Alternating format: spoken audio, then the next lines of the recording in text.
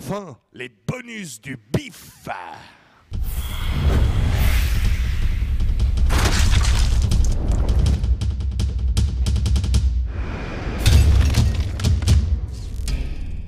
Alors ici, nous sommes avec Jean-Marc Laroche.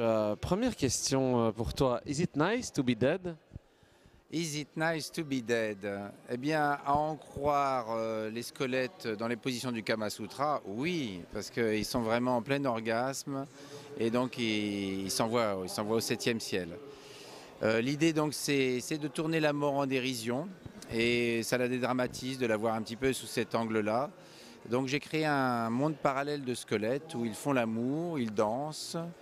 Ils flirtent, il y a ici des péripapéticiennes qui sont là, qui aguichent le visiteur. Et donc tout ça, ça se termine en partie de jambes en l'air. Donc yes, it is nice to be dead. Mais c'est payant quand même. C'est payant. Ah, les parties de jambes en l'air. Ah non, c'est gratuit, c'est gratuit. Bien, c'est bien. Tout est gratuit dans l'autre monde, dans l'au-delà.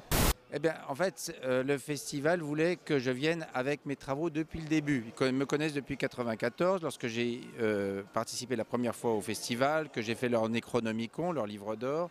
Et donc, ils m'ont demandé de venir, surtout, viens avec tes premiers couteaux, tes choses que tu faisais à l'époque. Donc, j'ai tout amené. J'ai amené les travaux qui sont dans les vitrines, qui sont les premiers couteaux, les livres, les couvertures de livres. La série des couteaux que j'ai fait sur 10 ans, des couteaux de collection, des couteaux fantastiques. Et des écorchés mécaniques, donc c'est des statuaires en bronze comme cette belle Madone là qui est faite avec un aspect un petit peu style métropolis, des engrenages très anciens qui ont plus de 100 ans, un éventail de tiges de frappe de machine à écrire. Tout ça, ça a une touche très, très ancienne. C'est comme des pièces futuristes qui seraient vues par un visionnaire, mais du 19e siècle. Des pièces futuristes du passé. Donc j'appelle la mécanique humaine et c'est regroupé dans une série de travail que j'ai fait, que je présente ici également. Et un crâne de cristal.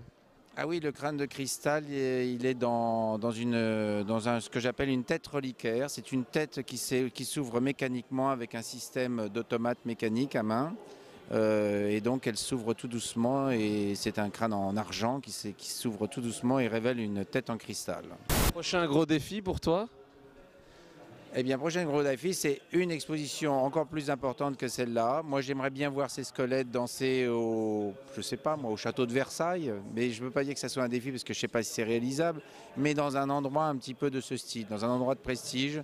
Ça serait très beau parce qu'ils sont vraiment assez somptueux de la façon dont ils sont habillés et dans un endroit un peu à leur mesure, un château, quelque chose comme ça, et faire une exposition de ces mondes parallèles de squelettes, une exposition spectacle qui puisse tourner et donc ramener des gens qui pourraient voir cette exposition un peu partout en Europe et ailleurs peut-être.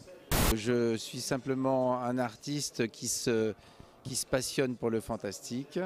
Qui a toujours été passionné pour le fantastique et donc qui illustre ça, mais vraiment au 2e degré. Le Necronomicon n'existe pas vraiment?